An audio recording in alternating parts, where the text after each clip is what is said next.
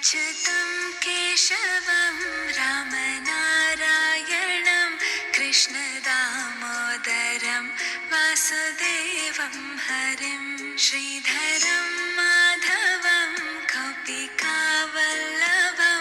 जानकीनायकं रामचन्द्रं भजे।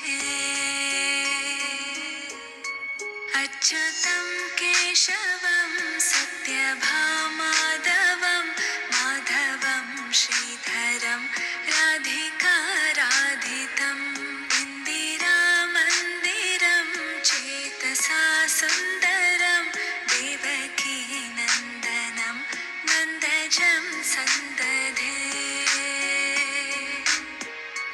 विष्णवे जिष्णवे शङ्किने चक्रिणे रुक्मिणी रागिणे जानकी जानये वल्लभी वल्लभायार्चितायात्मने कंसवेध्वंसिने वंशिने ते नमः।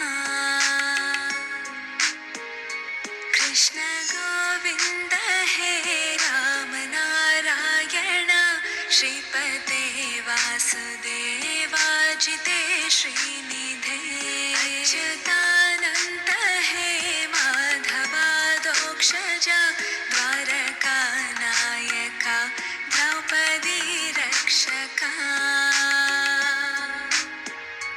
राक्षसाक्षोभिता सीतया शोभितो दण्डकारण्यभू पुण्यता कारणा लक्ष्मणेनान्वितो वानरो सेवितो गस्तसम्पूजितो राघवा पातु माम्। धेनुकारिष्टकानिष्टकृद्वेषिः केशिः कंसहृद् वंशिकावादका पूतना कोपकासूरजाखेलनो बालगोपालका पातु मां सर्वदा। विद्युदुद्योतवत् प्रस्फुरद्वाससं प्रावृतं भोदवत् प्रोलसाद्विग्रहं वन्यया मालया शोभितोरस्थलं लोहिताङ्ग्रिद्वयं वारिजाक्षं भजे। कुञ्चितैकुन्तलैर्भ्राजमानाननं रत्नमौलिं लसत् कुण्डलं